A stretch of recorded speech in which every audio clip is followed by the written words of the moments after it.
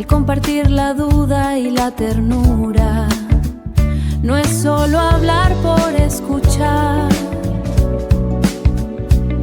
es habitar el mismo jardín.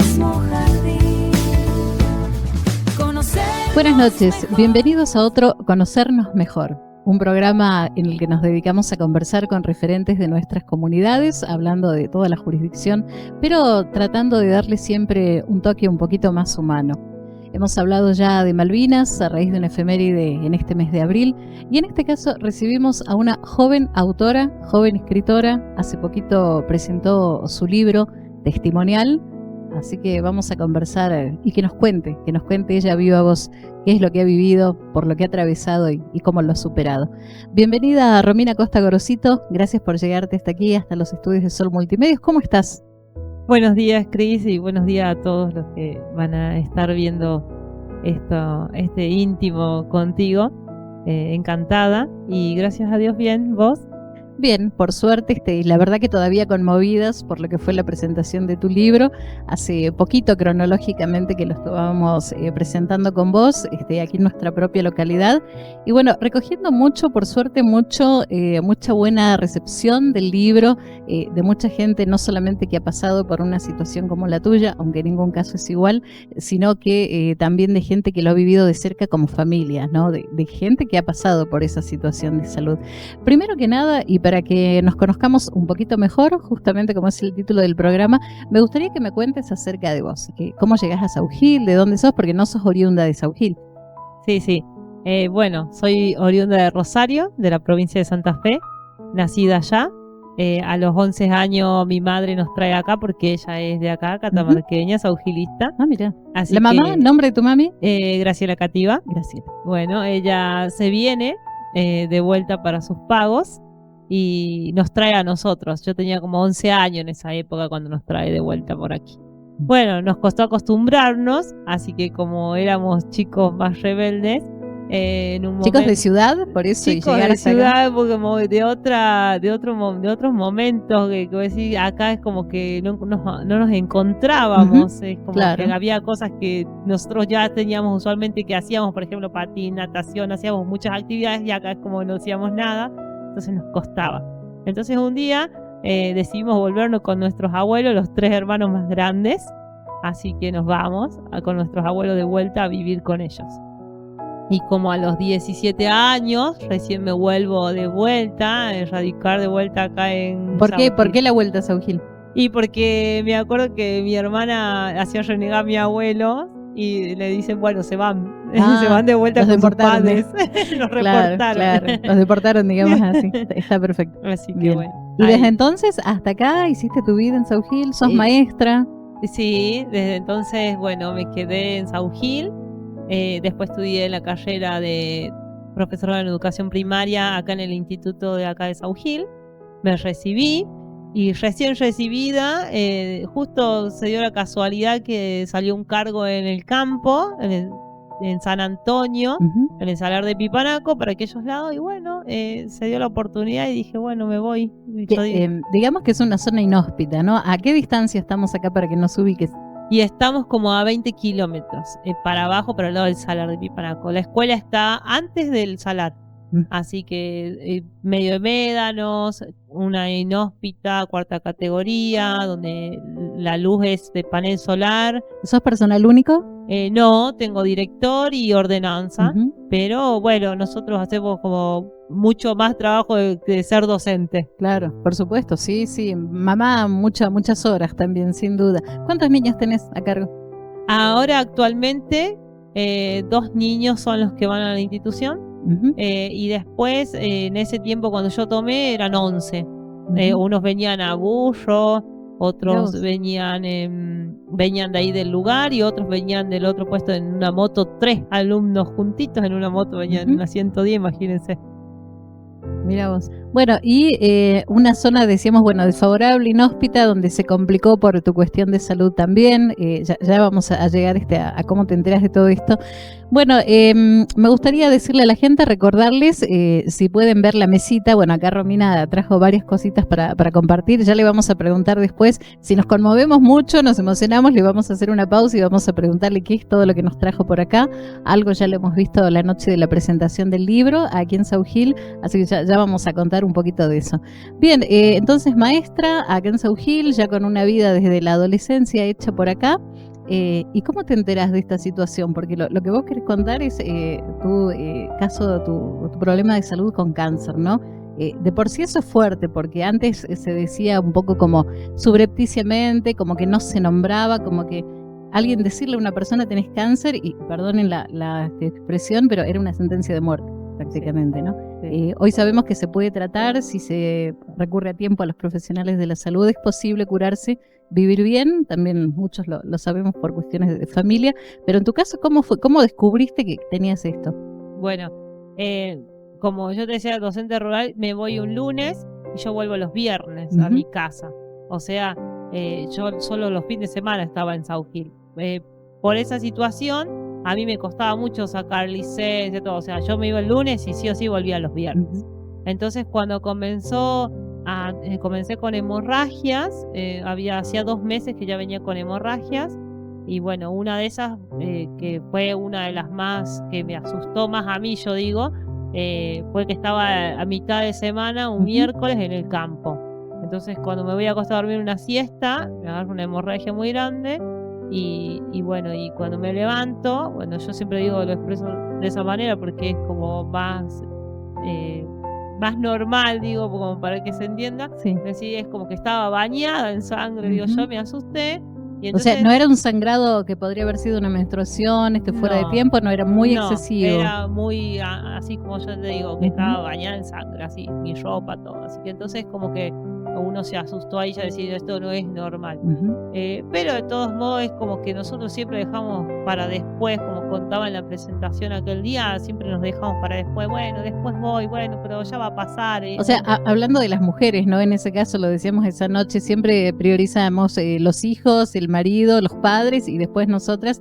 Se queda tiempo y se queda efectivo, ¿no? Sí, esa es otra. Siempre hacemos eso. Entonces, en eso hacía hincapié yo esa noche, porque decía, siempre después de todo, y después no hay después. Entonces, y después ya es tarde a veces. Entonces, de eso hacía hincapié yo esa noche, es decir, no nos dejemos para después, no digamos primero el hijo, primero nosotros también tenemos que estar primero, nosotros tenemos que preocuparnos primero, porque si nosotros también nos enfermamos y nos pasa algo, después somos el pilar y lo que pasa después es peor, como lo que me pasó a mí, yo siempre digo. Yo hacía más de 16 años que no volvía a mi pago, a mi rosario, y ese año antes había logrado ir de vacaciones a mi lugar de origen, que yo siempre digo, amaba. Y yo siempre digo, bueno, amo volver a mi rosario. Claro, cómo no. Y recuperar mi familia, porque uno antes no teníamos los teléfonos como tenemos hoy, el internet y todas esas cosas, entonces como que vamos perdiendo. Entonces yo había perdido mis contactos de mi familia y todo eso. ¿Allá quién quedaba en Rosario en ese momento? Y ¿mamá? Yo tengo toda mi familia de parte de padre allá. Paterno. Y acá la de madre. Así que bueno, mi familia de parte de padre había quedado toda allá. Claro. Y bueno, y en ese tiempo había logrado recuperar a una de mis tías, que era la hermana de mi abuelo.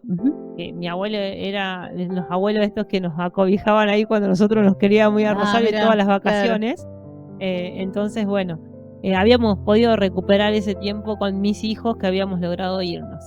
Entonces recuperamos los teléfonos de ella, de su hija y de mis primos y un montón, y entonces estábamos en contacto. Y ella era, yo siempre digo, mi tía era, porque hoy ya no está, pero mi tía Minga, que la que estamos eso en te iba a preguntar, foto, es de la foto, ¿no? Es ella.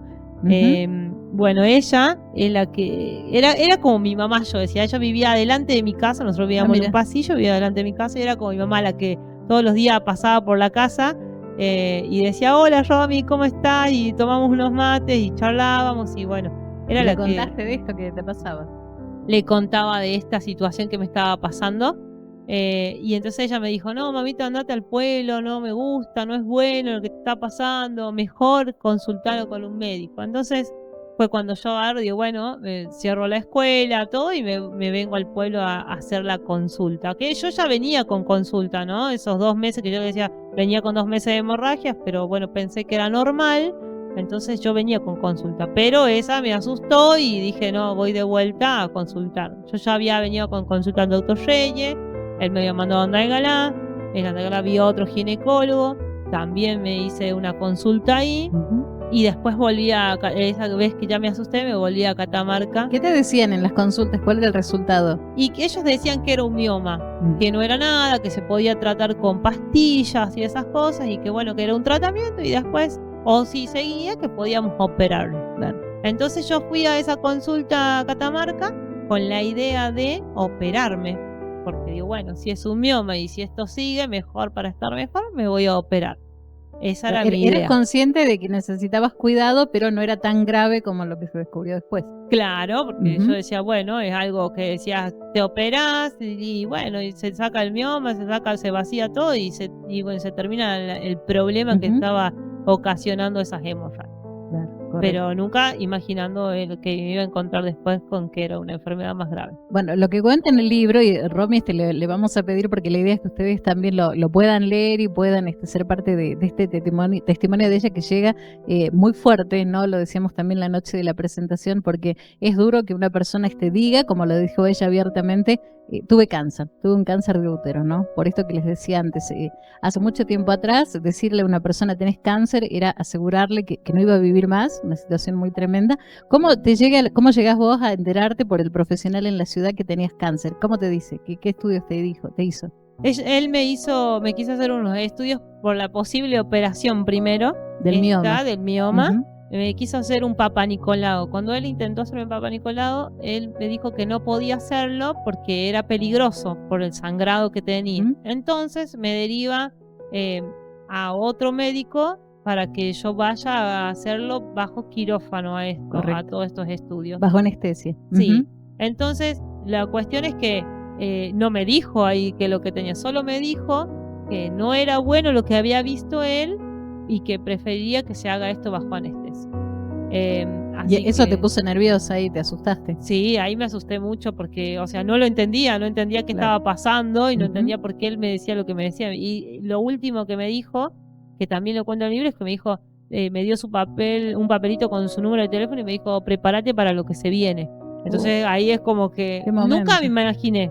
Si usted me pregunta, ahí me pregunta, ¿te imaginaste que era cáncer? No. Yo en ese momento no se me pasó por mi cabeza. Sabía que no era bueno, me asustó, pero no imaginé esa clase de enfermedad. Correcto. ¿Y cuándo te dicen es un cáncer? Y cuando ya después me voy a la siguiente semana al quirófano, me hacen el estudio y me dicen que tenía que esperar 21 días a que esté una biopsia, que eso lo hacían de protocolo normal siempre, o sea, nunca me dijeron, o sea, creo que a mi familia... ¿Seguías en la incertidumbre también? Sí, porque yo creo que a mi familia así se lo habían dicho, me parece a mí, yo siempre digo que nunca me dijeron a mí, pero yo creería que en ese momento sí, que lo mismo tenían que esperar la biopsia, decían. Entonces a los 21 días, cuando llega la biopsia, un día jueves me acuerdo, y vamos con mi marido y mi hermana a ver, y bueno, ahí cuando el médico abre el papel nos dice, o sea, yo quedé helada, todos, o sea, la única que alcanzó a poder poner y preguntas y hacer y decir qué hacer después de eso fue mi hermana, porque es como que yo quedé en shock, quedé en silencio y... Asombrada, increíble, ¿no? Sí, porque que te digan de un día para el otro, hoy tenés cáncer y no sabés ni qué hacer ni cómo seguir, es como difícil. Y no sabes qué preguntar tampoco, porque a mí me pasó eso, yo no sabía qué preguntar, ni siquiera sabía qué decirle al médico. Ante ese informe que te daba él, claro. ¿Sí? Sí. Y después tu hermana hizo todas las preguntas, de inmediato se pusieron en campaña, como se dice, para buscar profesionales, a dónde vamos, cómo lo bancamos, ¿no? Cómo lo pagamos. También fue duro, sin dudas. Sí. Y a mí me gustaría hacerte otra pregunta antes de que me cuentes eso. Tu pareja lo escuchó. ¿Qué te dijo tu pareja en ese momento ante el cáncer? Nada, porque él quedó igual que yo. él quedó en silencio, en shock, y quedamos los dos quedamos sentados ahí en silencio, en shock, los dos. Y creo que la única que salió de ese instante de shock cuando nos dijeron fue mi hermana, que fue la que logró hacer las preguntas, porque los dos quedamos así, mudos, sin poder poner palabras de nada. La situación desbordándolos totalmente. Sí, a los dos sorprendiéndonos mucho de todo. Sí. Y después de conversar, bueno, el médico con tu hermana, sin duda es que ustedes estuvieron por la noche juntos, pensando, a la vez tratando de aceptar todo esto, viaje a Córdoba a tratamiento, ¿así fue? Sí, fue un jueves. Fue rápido dentro de todo. Fue muy rápido, o sea, decí que nos movimos muy rápido, yo siempre digo, porque fue un jueves cuando yo me entero. El viernes intentábamos hacer el tema del empadronamiento oncológico que se hace, no sé, en las obras sociales, y el tema del oncólogo, pero resulta que el oncólogo que me tenía que atender a mí era el doctor Cáceres, pero no tenía en ese momento turno, porque estaba desbordado de turno él también. Y recién de acá a un mes me querían dar en turno. Entonces como que mi familia evaluó eso el día domingo y dijo, no, de acá no podemos un mes esperar. No podemos esperar y no sabemos en qué situación está. Claro, vos estabas ya en una etapa 3 de cáncer que tiene 4 etapas. Yo estaba en una etapa 3 pasando a la cuarta ya. O sea, un poco más. Lo que me dijo el médico es que si yo venía una semana después, o sea, yo ya estaba en la 4ª etapa. Eso me explicó él. Correcto, la última etapa, ¿no? Sí, y en esa última etapa es como que ya ya no se puede hacer nada porque el cáncer hace metástasis. A mí sí me había hecho ya metástasis. Claro, metástasis sería una dispersión a otros órganos de la enfermedad. Yo ya tenía tomado mis riñones y el hígado. Un cáncer que en principio era de útero, te tomó riñones y hígado. Y el hígado. Yo primero, mi cáncer es en el cuello del útero. Ahí está. Correcto. Bien, y ya se había diseminado. Sí. Bien. Y en Córdoba, ¿cómo lo viviste? ¿Cómo lo pasaste? Bueno, ahí se vino el tratamiento. ¿Cuántos meses de tratamiento? Más de 4 meses, casi 5 estuvimos. Miramos. De tratamiento. Que te habrán parecido eternos. Eternos. Que yo siempre cuento que el tratamiento se hace por etapas. Eso es lo que me explicaban a mí otros pacientes mientras nosotros estábamos a veces en las salas de espera. O en los mismos médicos te decían, el cáncer se hace etapas. La primera etapa de la quimio, la segunda etapa de la radioterapia y la última, por ejemplo, en el clase mía de cáncer de útero, se hace la braquiterapia. Y se hace primero una etapa, después la otra, después la otra. A la situación mía, al estar tan avanzado, se ha tenido que hacer todas las etapas al mismo tiempo. O sea, entre la primera y segunda etapa, segunda y tercera, habría un tiempo para recuperarte. Esa sería la explicación. Pero en tu cáncer, con la metástasis, ya hubo que hacer todo el tratamiento. O sea, la agresión al cuerpo era impresionante. Sí, porque imagínate que yo los lunes entraba en quimio a la mañana, a la tarde ya tenía radioterapia y así hasta el viernes, todos los días radioterapia. Me dejaban descansar sábado, domingo y volvía el lunes de vuelta a quimio, radioterapia, así. Y al último, cuando se termina todas estas etapas de todos los meses, la última etapa de las últimas 2 semanas eran las 4 braquiterapias. Pero pero el tiempo que tenías para recuperarte el fin de no alcanzaba, porque tenías tratamiento prácticamente todos los días, los 3 tipos de tratamiento. Sí, no. Yo siempre digo que primer día que me hacen la quimio, y después la radioterapia, no, ya estaba desplomado mi cuerpo. O sea que no me alcanzaba a recuperar ni siquiera ni al otro día, ni siquiera los fines de semana, nada, porque con mi cuerpo ya no lo soportaba, porque era muy invasivo. Claro, demasiada agresión acumulándose de los tratamientos.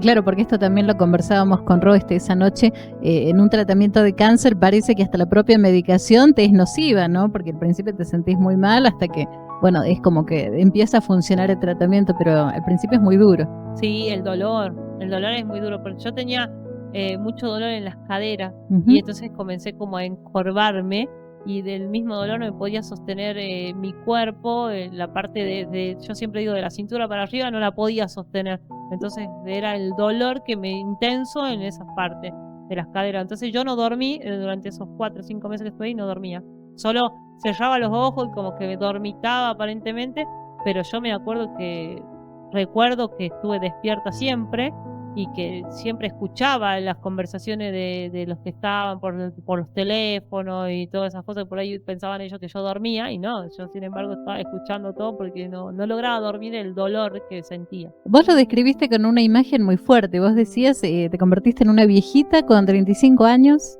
Sí, yo siempre digo, conocí la vejez a los 35 años, es verdad, porque perdí el poder de tomar un vaso de agua, o sea, ya el agua apenas hacía un sorbo ya la vomitaba, ya vomito todo el tiempo. El comer también no podía sostener nada de mi estómago de comida, y yo me acuerdo que a las noches a veces pasábamos por las verdulerías y me compraban manzana, que era lo que me refrescaba después de la radioterapia, pero lo mismo, era un ratito y después vomitaba todo.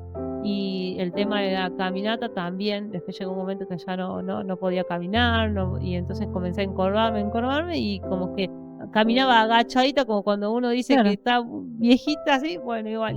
Y después cuando pude caminar alguna vez, en algún momento, era un paso a la vez apenas y muy despacito, muy lento, porque no había, o sea, para llegar a un taxi a veces me hacían caminar, llegar de la puerta al taxi, pero lo mismo, muy despacito. Bueno, y acá les cuento a ustedes que pueden ver en la cámara la portada, ¿no?, de este libro, Cuando los ángeles visten de humanos. Acá le vamos a empezar a preguntar a Romy respecto, bueno, de uno de estos ángeles, que ella cuenta que encontró muchos en ese camino de tratamiento y después de recuperación.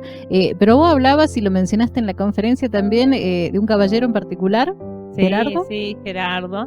Bueno, el nombre del libro se llama así porque encontré muchos ángeles en Córdoba, porque imagínate que nosotros vamos de acá de Catamarca, yo y un acompañante siempre nomás, y cuando no estaba mi marido estaba una tía o mi hermana, pero un solo acompañante. Claro. Y entonces estábamos solos en un lugar donde no conocíamos a nadie, y yo siempre digo que en el camino fuimos encontrando ángeles, y uno de esos, y el principal de esta historia, es Gerardo. Y yo siempre digo, si todos fuéramos como Gerardo, y siempre cuando cuento mi historia digo, si todos fueran como Gerardo.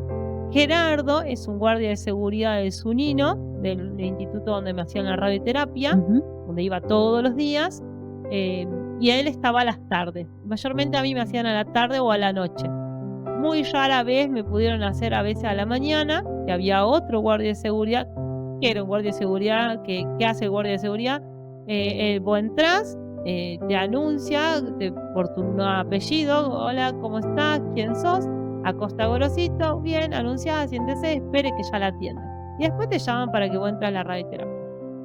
Gerardo estaba a la tarde, pero Gerardo era diferente, yo siempre digo, porque Gerardo no solo te anunciaba, sino que te ayudaba a sentar, te ayudaba a salir de la radioterapia cuando a veces yo no podía salir. Me salía afuera, paraba el taxi, me ayudaba a subir las escaleras a los ascensores o a las escaleras cuando tenía que subir a ver a los médicos al primer piso del Zunino. No, era una persona maravillosa. Yo siempre digo, si todos fuéramos como Gerardo, porque algo tan sencillo y tan chiquito que podía hacer él, de parar un taxi, de subirme a mí al taxi y decirme, él me decía siempre, mañana vas a estar mejor, aunque me veía peor, ánimo, claro. Pero él me decía, sí. Mañana vas a estar mejor siempre. Es más, siempre me dijo, un día vas a venir, vas a entrar por esa puerta caminando, me decía, como veía que yo no podía caminar. ¿Fue así? Anticipame eso nomás. Así fue. Y lloraba. Jamás he visto llorar a una persona que vos decís, pero si no me conoce como me conoce mi familia o una persona, la otra, en mi pueblo, pero así sin conocerme, él lloraba cuando la primera vez que me volví a ver entrar por esa puerta caminando, era un mar de lágrimas, Gerardo, no podía creer. La emoción tuya también, desde ya te empezás a emocionar, que nos contás todo esto, y es muy movilizante, ¿no? Para mí que te escucho, para los que nos ven en casa, para quienes estuvimos en la charla de tu libro esa noche, muy, muy tremendo, muy emocionante. Después de Gerardo, bueno, encontraste varios otros ángeles, lo vamos a decir así. Encontraste a Dios también, porque vos hablás en tu libro, tenés una vivencia o un modo de relacionarte con Dios muy particular, ¿no? Pero lo encontraste con esto, sí. En este caso, en esta situación. Yo siempre digo que encontré a Dios en medio del dolor y del sufrimiento, porque uno pasa por un dolor y un sufrimiento muy duro en el tratamiento, el cuerpo que no soporta todo eso, y entonces hubo momentos en el que yo me sentaba al costado de la cama de la habitación donde estaba y bueno, y le pedía a Dios, le hablaba a Dios así como te hablo a vos, así, le decía, Dios, ¿dónde estás? ¿Y por qué me pasa ¿Y por qué? esto? Ujú. Porque yo siempre decía, no le voy a preguntar por qué, pero miento, porque uno le termina preguntando en un momento por qué. Entonces a veces yo le decía, bueno, no me digas por qué, decime para qué. ¿Para qué? ¿Para qué? Entonces hasta que me empezó a contestar Dios para qué. A veces yo le decía, mandame una señal, porque ¿cómo hago para seguir mañana? Y él me mandaba esa señal, me mandaba a sus ángeles, yo siempre digo. Una persona que me ayudaba a hacer algo ese día, que me daba un poquito de esperanza para poder seguir adelante. Y bueno, y comencé a hablarle así, como si... A veces yo digo que no me salían las palabras. Entonces le hablaba desde el corazón. Entonces yo siento que él me escuchaba desde mi corazón, porque yo no lograba poner en palabras el dolor y el sufrimiento y de mis preguntas o lo que yo quería hablar con él. Entonces yo decía, él me escuchaba lo que yo le estaba diciendo en mi mente y en mi corazón en ese momento de dolor donde sufría y lloraba o estaba ahí desplomada al lado de la cama. ¿Y hoy podés decir que descubriste para qué, de tu inquietud, para qué pasaste por todo esto? Sí. ¿Para qué? Sí, yo siento que es porque nosotros tenemos que dar un mensaje. Yo tengo que dar un mensaje. Yo siempre digo, yo siempre cuando él hizo mi milagro ese día en el hospital, yo digo, bueno, déjame, si vos me querés dejar viva y sana, entonces déjame pero sana y para ver para algo que vos quieras de mí. Déjame viva pero sana. Pero sana, pero para algo que vos quieras de mí en esta tierra que vos tenés para los seres humanos, siempre dije yo. Entonces le digo, yo siempre dije, ¿para qué me dejó? Porque yo digo, él quiere un mensaje, de que demos un mensaje, que no estamos solos, que no se puede solo, y que si no hubiera sido por Dios, y si no hubiera sido porque él estuvo conmigo, yo no estaría hoy acá. Yo en el libro cuento el caso de Belén, y Belén es un caso muy particular porque tenía el mismo cáncer que yo, la misma situación que yo, y ella tiene catéter, bolsas, y está en una situación de anemias y muy mal de salud. O sea, ella se curó del cáncer, pero tras esa metástasis y todo ese problema que tuvo del tratamiento, ella hoy no tiene una vida normal, tiene una vida muy diferente.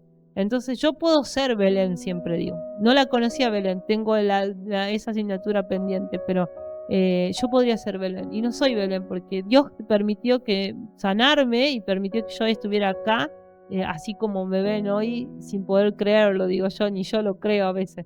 Pero para dar eso, para dar un mensaje de que sí se puede salir de lo que pasamos, se puede salir, pero con ayuda de Dios. Y porque yo me entregué ese día de mi milagro, yo me entregué a Dios, yo completamente entregué mi corazón y mi alma, y yo dije, yo me entrego completamente a vos. Y así comenzó mi camino de sanación, yo siempre cuento. Entonces, cuando uno se entrega su vida, su pasado, yo siempre era una persona, como todos los seres humanos que hacemos, pensamos en qué es lo que nos pasó atrás y qué es lo que vamos a hacer mañana, pasado mañana y todo. Nunca estamos en el presente. Entonces una amiga en el tratamiento me contó, María, y me dijo, Mami, es un día a la vez. Y entonces comencé a vivir un día a la vez. ¿Y cuánto nos cuesta, no? Nos cuesta, porque siempre estamos pensando en lo que pasó ayer, en lo que pasó no sé cuántos años atrás, y tenemos en la cabeza, y bueno, y seguimos pensando. Y después, no, porque mañana quiero hacer esto, pasado quiero hacer otro, no, porque planeé esto, porque planeé otro, y no sabes si mañana te va a levantar. Entonces aprendí eso. No sabemos si vamos a poder hacerlo. A mí me lo enseñó la enfermedad, me lo enseñó, porque yo a veces decía, después de que pasó un poco la enfermedad y podía como empezar a levantarme y hacer algunas cosas, digo, bueno, ¿sabés qué? Mañana tengo ganas de que me lleven allá a las termas de Mazán, le decía una vuelta, me acuerdo. Pensé, sí, bueno, ahora en el fin de largo me podrían llevar, yo tengo ganas de ir, meterme en el agua, como que me sane, yo siempre buscando esas cosas, la naturaleza. Y no, después estaba ese día que había planeado, estaba en un hospital poniéndome hierro porque estaba con anemia. Y entonces voy a decir, wow, entonces pensando en mañana. Entonces comprendí con el tiempo que no existía ni mañana ni pasado, era hoy, era un día a la vez, y comprender que qué puedo hoy y qué voy a hacer hoy, y Dios lo destina. Porque yo siempre digo, ¿qué hace? Mi hija a veces me pregunta, ¿qué hacemos mañana? No sé, mañana cuando lo levantemos, Dios sabrá cuál será nuestro destino y qué haremos mañana, siempre le digo yo.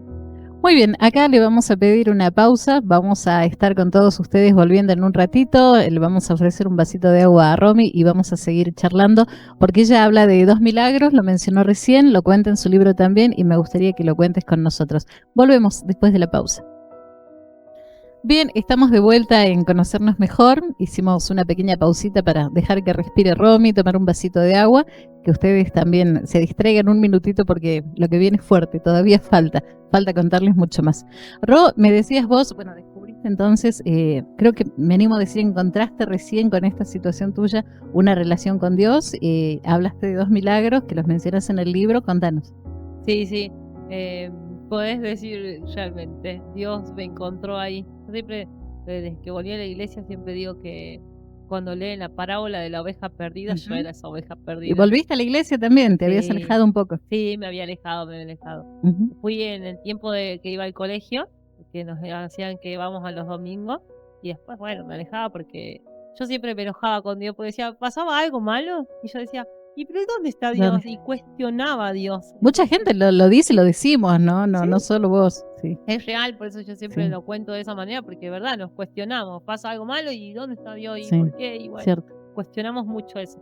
Entonces yo era una de las personas esas que cuestionaba. Entonces cuando Dios me encontró en medio de la enfermedad, yo siempre digo, siempre estuvo, Él me mostró que siempre estuvo. Yo siempre digo que hay una parte que me pasó donde yo digo que Dios me mostró el mundo de otra manera. Fue cuando mi hermana un día intentó ayudarme, porque ella intentó sacarme de esa situación donde estaba como muy mal, muy grave, y me sentó en la Plaza San Martín un ratito como decir, pues vos tenés que salir y ver la vida, me decía, para que vos sientas que vas a vivir, me decía. Y yo me sentí como frenada, como si se me hubiera frenado el mundo en un instante. Como una pausa. Una pausa, ahí sentada. Ella justo se fue, caminó, que encontró a alguien de South Hill y que le preguntó y me dejó sentada ahí para no invadir en la conversación de adelante mío. Y yo siempre me acuerdo que estaba como sentada ahí como en pausa, como usted dice, y pasaba el mundo corriendo, los niños corriendo, la gente corriendo con bolsa y los gritos y las aves. Entonces yo me sentía como si no estuviera ahí. Como ver una película, ¿no? Sí, así, exactamente igual. Y yo digo, así era yo. Vivía corriendo con el tiempo, vivía corriendo con todo, vivía a las corridas y con los hijos y los veía un montón de situaciones así en el pasar de la gente y decía, wow, digo yo, ¿cómo puede ser que haya vivido así y no me di cuenta que la vida era diferente? Que empecé como a observar las cosas sencillas del aire, de los árboles, de las cosas que no había podido observar nunca antes.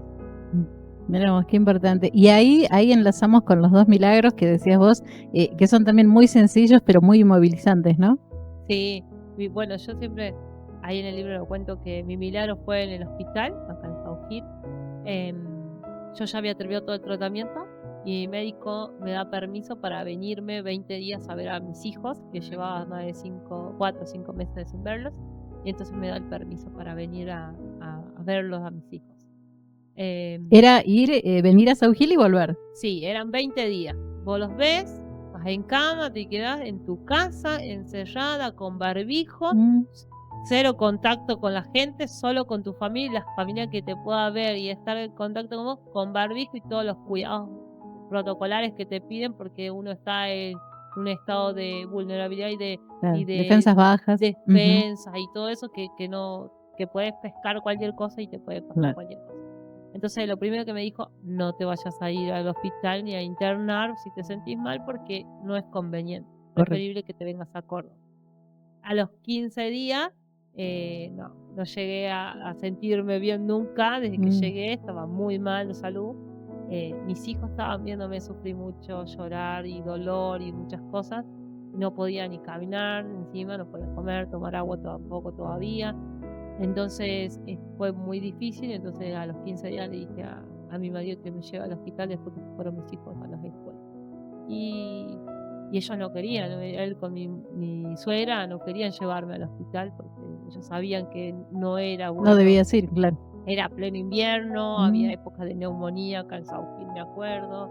Así que bueno, no, ellos tuvieron que hacer, digo, por favor, ya necesito que me lleven, yo no daba más. Me llevan al hospital, me internan en una sala sola para que intente tener los menos virus posible. Y bueno, esa noche me acuerdo que se me va a cuidar mi mamá, al otro día de la mañana viene y la reemplaza mi hermana, después viene mi hijo, y después de mi hijo ya viene mi marido a cuidarme a las 2:30, que se fue él a bañarse por Isalepet. Y bueno, y viene él y en un rato me dice, me voy hasta la casa y ya voy a volver, me dijo, y te puedo dejar un ratito sola. Él ya tenía como cancha en los hospitales, Claro. yo digo, por eso me dice, te dejo un ratito sola. Yo le dije que sí, porque sí, la gente estaba ahí para cuidarme, pero no podía hacer nada. Seguro. Porque ya la médica de Saugil había hablado, que yo no recuerdo bien, pero creo que era la doctora Herrera, había hablado con mi médico de Córdoba, le había explicado la situación en la que había entrado al hospital y todo, y envía comunicación con él. Él le dice, bueno, no podés darle nada, no podemos hacer nada, tenemos que esperar a que pasen los 5 días para que llegue los 20 días para la derivación y pueda venir a Córdoba y vemos qué hacemos nosotros, pero bueno, no se puede hacer más nada. O sea que ya no había más nada para hacer ante la situación en que nos encontramos. Y bueno, mi marido se va. Ya habíamos acordado con la médica de que yo ese día a la tarde me iba a ir a mi casa porque estaba en la misma situación que en mi casa, pero en el había hospital diferencia, no claro. había diferencia, entonces era conveniente que mejor me vaya a mi casa y no me quede ahí, que podía ser más peligroso que esté ahí. Entonces, cuando él se va a mi casa, yo quedo sola en un ratito. Yo siempre digo que nunca me olvidaba la hora porque eran las 3 de la tarde. Y en ese momento, el único momento que yo vi que en la puerta del hospital, el hospital viejo de Saugil estaba todavía, estaba un cuadrito de Jesús arrodillado en una piedra. Y yo me puse a hablarle ahí, a ese cuadrito y a Jesús. Y yo dije, bueno, Dios, solo vos y yo sabemos por lo que pasé, por cada puerta que pasé, el dolor, el sufrimiento y todo lo que pasé, pero yo ya no puedo más.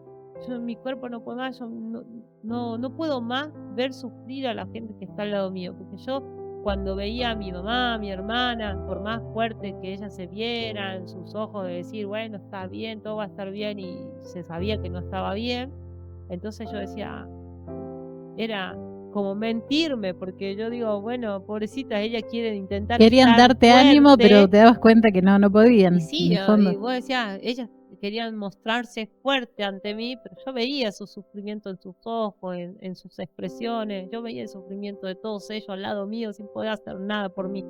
Entonces, eso creo que me dolía más de todo el dolor que sentí, todo lo que me estaba pasando en ese momento, me dolía mucho más eso, el sufrimiento de todos los que estaban cuidándome alrededor. Yo me acuerdo que ese día había venido Mariva también a verme cómo estaba, y verle los rostros a ellos fue como el dolor más duro, porque vos decís, yo estoy sufriendo, me está doliendo un montón de cosas, pero que el otro que está al lado esté también sufriendo y no pueda decirlo y no pueda expresarlo, y yo sí lo podía ver en sus ojos, fue como más duro. Entonces yo decía, bueno, Dios, yo no quiero ver sufrir a mi familia, que cuando vuelva mi marido no me encuentre como dormido, decía yo, pero que me encuentre dormida, pero que me vaya, pero no que me sigan acá al lado mío y viéndome sufrir, yo a ellos, porque me dolía más ese sufrimiento, decía yo.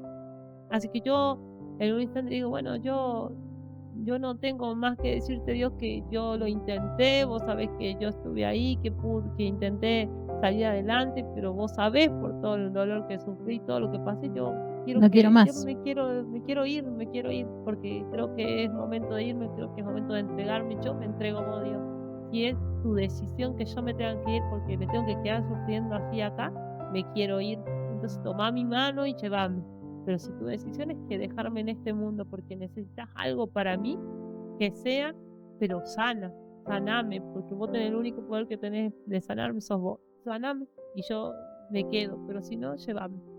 ¿Qué lucidez la tuya para pedirle de esa manera, ¿no? Porque a lo mejor solamente le hubieras dicho, u otra persona hubiera dicho, bueno, me quiero ir, llévame, y nada más, pero vos decirle, si me querés dejar acá para algo, saname.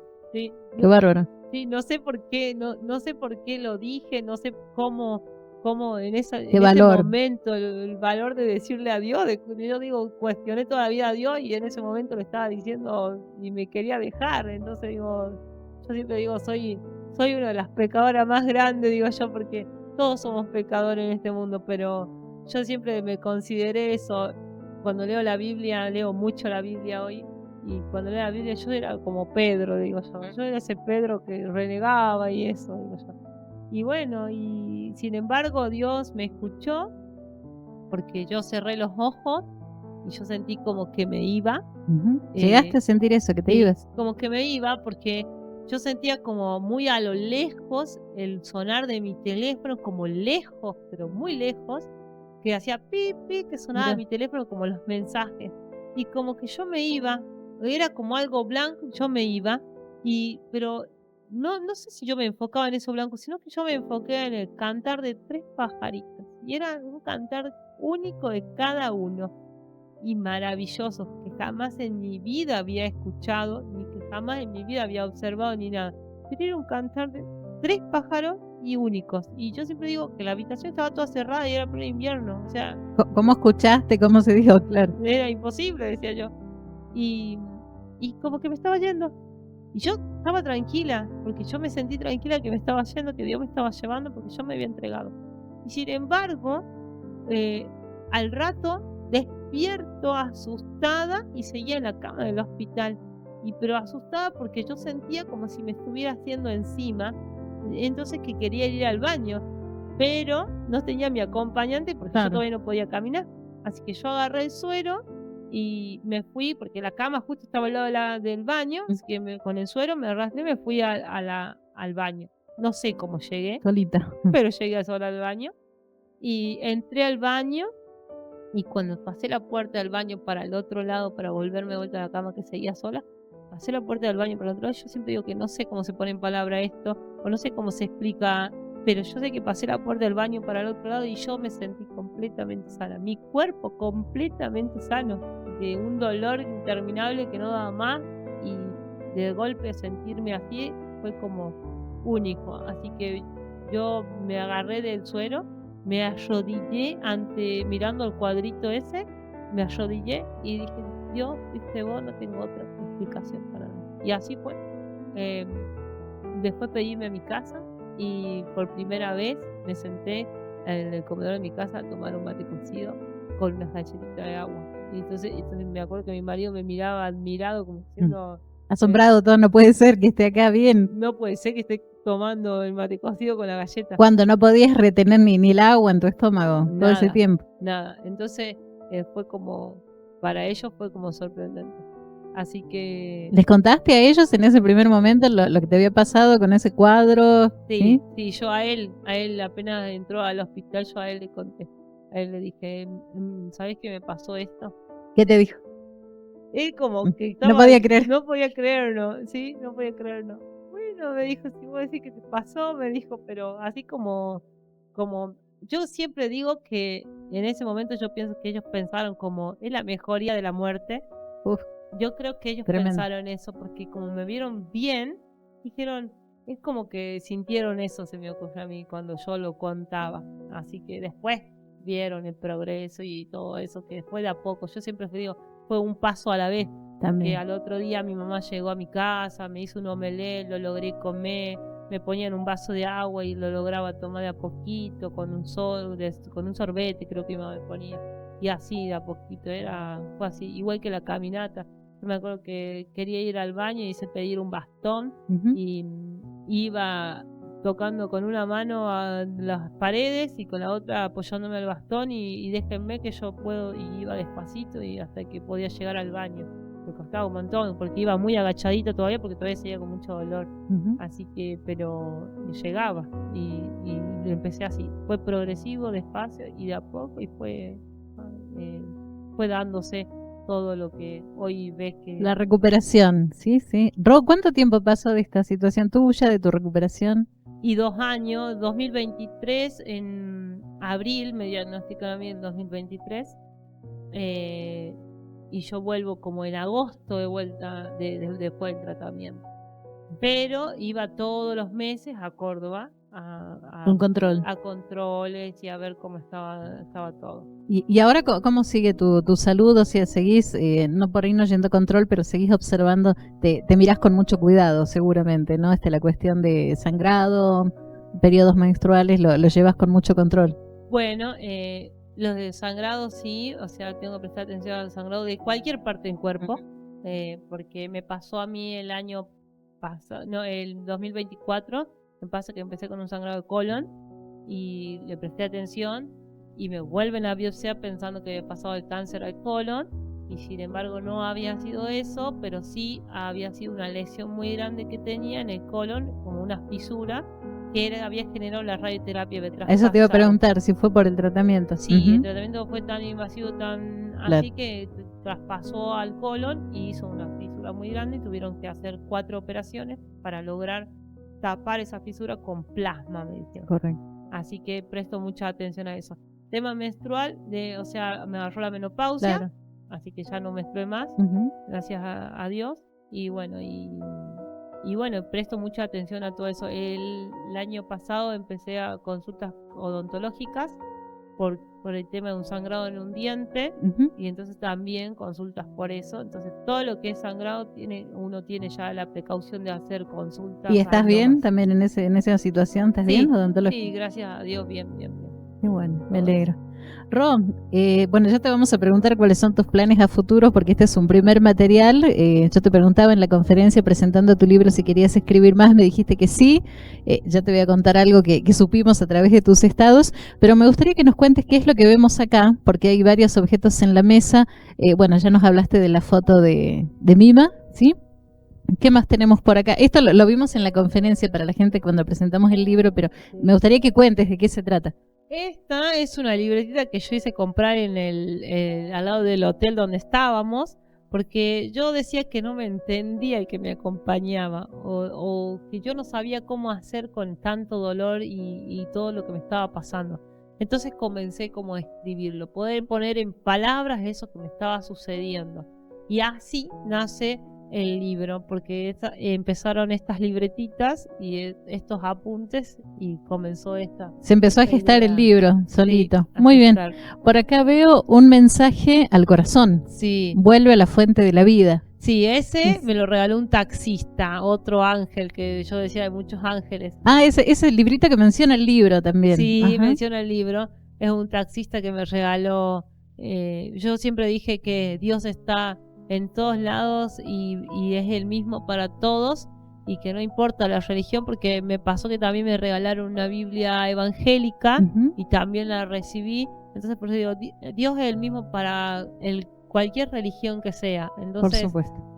Recibí muchas oraciones y muchos obsequios así de pequeños libros o Biblias de distintas religiones. Bueno, acá está la Biblia de América, en realidad esta es la nuestra, la que tenemos, la que vos lees. Esta es la que leo yo. O sea, esta Biblia estaba nueva, como la compré en mi casa cuando hacía catequesis mi hijo acá, pero al lado del altar que yo tengo de mi santo y de mi virgen, y nueva, sin tocarla. Yo decía que no la leía y yo decía que no la marcaba ni nada porque para mí era sagrada. Hasta que un día alguien me dijo que cuanto más leída esté la Biblia y más marcada esté, es mejor.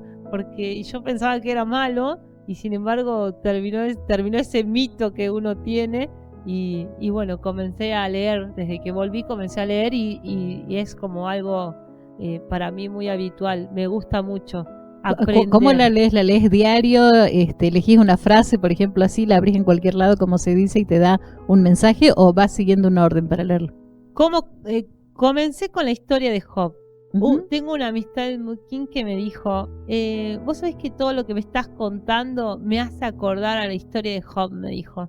Lee la historia de Job y vas a entender muchas cosas de tu vida. Job es aquel que tenía todos los dones, tenía haciendas, tenía sirvientes, tenía cantidad de hijos, toda la fortuna se le había dado, ¿no? Sí. Y en algún momento cuenta la escritura que Satanás le plantea a Dios, bueno, mirá Job, cómo te sirve porque le diste todo, ¿qué pasa si le sacas todo, no? Sí. Y Job siguió fiel.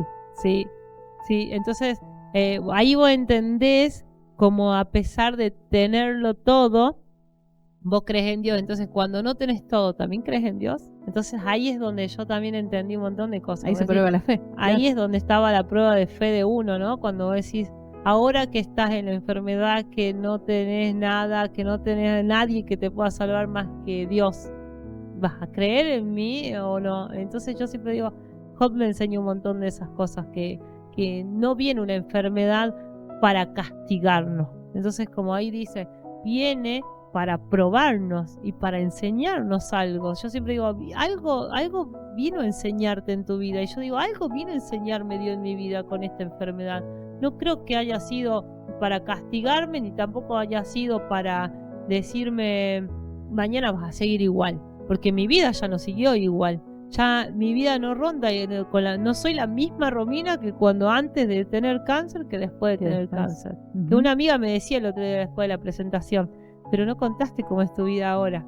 Cuando te preguntó, porque usted me preguntó, y dice, no le contaste cómo es tu vida ahora. ¿Y ahora cómo es tu vida entonces? A ver, ¿qué cambió?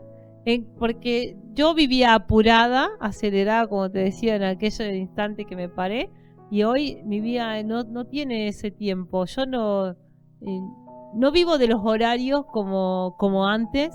Sí soy docente, cumplo con mis horarios en mi trabajo, pero por no ejemplo, esclava del tiempo ya. No, si son las 11 y tengo que estar tomando recién mate, y yo lo disfruto como si fuese el mejor desayuno del mundo, de las 8, 9, la hora que supuestamente el desayuno son las 11, yo lo disfruto así. Salgo mucho a la naturaleza. Mi amiga eso me decía, pero tenés que contar porque a mí me incentivaste mucho. Salgo mucho porque yo le pedí a Dios que me dejara ver yo siempre le decía en la habitación, decía, ¿por qué no me dejas ver las maravillas que creaste en este mundo? Cuando empecé a conocer cosas de Dios, y Dios me empezó a dejar conocer eso. Y cuando yo tuve este milagro de mis pajaritos, que digo yo, empecé a observar la naturaleza mucho más. Entonces vivo mucho de la naturaleza. Me gusta irme con carpa 2 o 3 días, ver caer el amanecer al lado de un fuego, con un mate, aprender de las cosas sencillas, de la vida misma, pero así de que te encuentres donde te tengan que encontrar, en el lugar donde te tengan que encontrar. Yo siempre digo que Dios me lleva a donde Él quiere que yo vaya. Y a veces me pasa que hoy me levanté a las 11, estoy en mi casa, y después voy a decir, ¿dónde está? Y no, acá en Andaigalá. De repente, sin planear mucho. Sí, claro. Sí, sin nada. A veces subimos el mate, la canasta, el mate, y en el camino compramos una pizza, algo, y comemos, y vamos viendo lugares, conociendo lugares, y me gusta eso mucho, esas cosas, mucho lo de la naturaleza. Al lado de los ríos. Me pasó que un verano me iba mucho al lado de un río de Catamarca también. Me iba y me sentaba a tomar mate en una piedra en medio del río. Y es más, lloraba ese día que llegué ahí, porque yo decía, tanto te pedí, Dios, por conocer las maravillas de este mundo que tenés y que no había podido ver con estos ojos tantos años que viví. Y no había podido ver con mis ojos las maravillosas cosas que tenéis simple, que no digo. Y yo quería, ¿por qué digo de simple? Porque yo era una chica que no tenía profesión, no tenía nada, y tenía un hijo de soltera, y no teníamos a veces ni para comer. Y entonces me pasaba que yo siempre decía, yo quiero una casa, yo quiero un trabajo, yo quiero esto, y yo quería un montón de cosas. Y lo logré, lo tuve mi casa, mi profesión, mi trabajo, todo. Y sin embargo yo siempre digo que estaba vacía. Me sentía vacía, sentía que tenía todo, pero algo me faltaba. Y ese algo, ahora digo, era Dios. Era Dios. Me faltaba Dios en mi vida, en mi camino. Y entonces después, cuando yo estaba en la enfermedad, dije, cambio todo, Dios, te cambio todo lo que tengo a cambio de mi salud. Porque ahí me di cuenta que no hay nada más importante en la vida que nuestra salud, porque cuando uno tiene salud, lo tiene todo. O sea, no necesitamos nada de todo lo otro que uno cree que le falta, o que decía, me falta, hasta uno decía, capaz que tenía el agua de la canilla, no, pero yo quiero una coca, o no sé. Por eso hablo de esas cosas sencillas, por ejemplo, de esas cosas sencillas que uno quiere tener y que vos ya tenés salud, ya te pudiste levantar, ya podés caminar, ya podés tomar un vaso de agua. Ya tenés todo, ¿no? Así lo decís en tu libro. Sí. Y por último, la niña que te acompaña ahí. Ay, sí, porque tiene otra historia. Me olvidé de contar de esta historia. A ver, mostrémosla, ponela un poquito más. ¿La hiciste vos? ¿La tejiste vos? La tejí yo. Esta se la tejí para Nicole, mi hija. en una de mis operaciones me iba y ella se ponía muy triste, y entonces le dejé de regalo esta para que se quede tranquila y que mamá iba a volver. Me decías que le pusiste tu perfume, inclusive. ¿Vos la tejiste, le enviaste, le pusiste tu perfume? Sí, sí, porque mi mamá es tejedora de toda la vida, de crochet, y siempre quiso que las hijas tejieran y aprendieran, pero sus hijas no tenían paciencia. O sea, vos sabés, pero no tenías paciencia. No tenía paciencia. Sabía los puntos, lo básico, pero no tenía paciencia. Y bueno, cuando llegó el cumpleaños de mi hija y yo estaba en el tratamiento, quería como mandarle algo de parte mía que sea de mis manos, decía yo, de mí, que salga de mí para ella, para que piense que su mamá estaba presente. Entonces me puse a tejer a través de un video, veía los videos y iba tejiendo y aprendí esto de lo que es los amigurumis. Y a partir de ahí fue mi sanación, porque yo siempre digo, en los hospitales que hacía en el tiempo, en espera, o tejía. En el tiempo de que estaba en las camas y no podía levantarme, tejía. Y bueno, y después también cuando ya estaba bien y que capaz que podía caminar y podía hacer las cosas, pero sí me quedaba hasta las 2 de la mañana tejiendo, pero porque yo siempre decía, cada vez que tejía es como que sanaba algo en mí, de todo ese dolor que había sufrido, es como que iba como olvidándome del dolor en medio de cada puntada. Yo siempre digo, y pensaba en cuántas puntadas, cuántas vueltas, en cuántas de estas cosas, pensaba en esas cosas sencillas que tenía el amigurumi de terminarlo, y ya se me olvidaba todo eso lo que otro había vivido, ¿sí? Así que empecé a crear y tengo un montón, si tengo que mostrar, tengo fotos de un montón de creaciones que hice para personas que me decían, ¿y te animás a hacer tal cosa? Bueno, dale, ponía a ver el video y se lo hacía.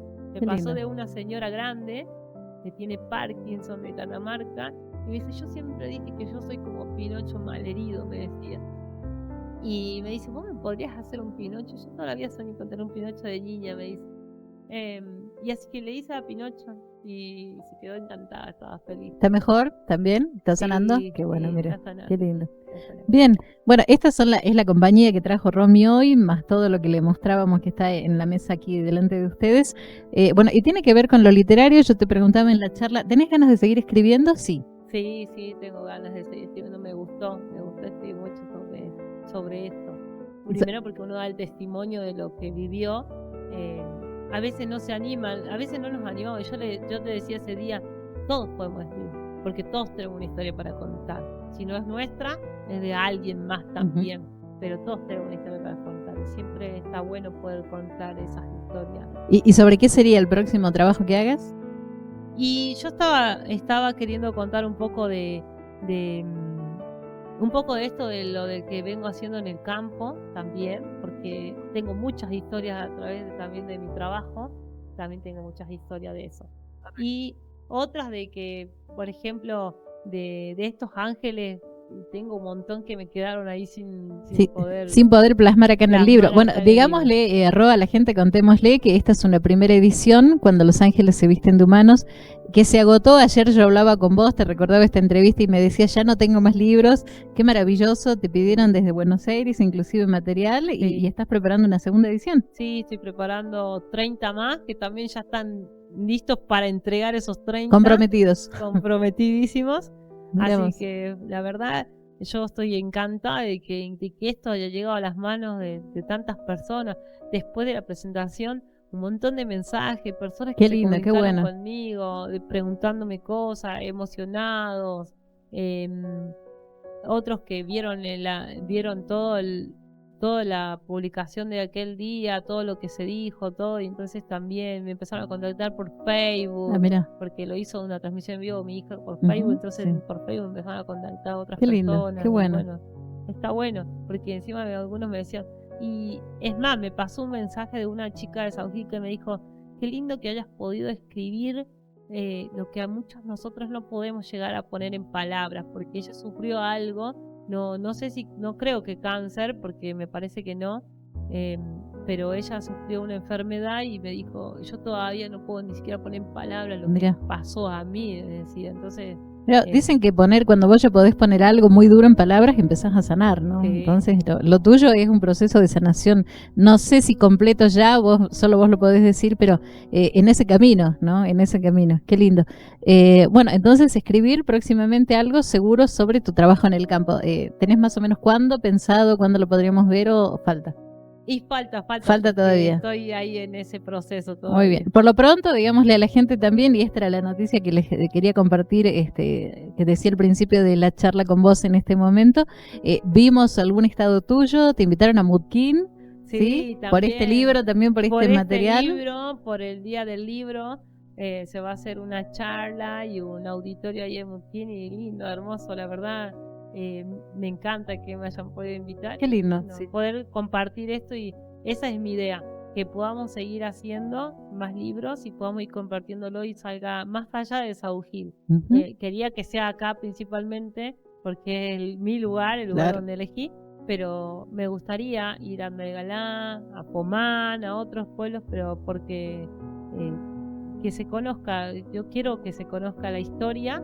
Y para que también las otras personas puedan también no tener miedo a lo que vos decías. Es fuerte decir tengo cáncer, pero no tener miedo, no tener vergüenza, no tener ese recelo que tenemos de decir, lo digo, no lo digo, ¿qué va a decir el otro? Saber que hoy se puede tratar, se puede curar tomado a tiempo, por eso la importancia de los controles. Vos también ahora nos venís también observando todo eso cada vez que te presentás, recordás, ¿no? Todos los cuidados y los controles que hay que tener. Sí, primero la salud siempre. Yo ahora el 21 tengo un control, un chequeo, y yo siempre digo, tengas plata, no tengas plata, te pase lo que te pase, pero vos tenés que estar ahí. Entonces yo, para mí, lo principal, yo si me dicen el 21 tengo que estar en Córdoba, el 21 estoy ahí en Córdoba.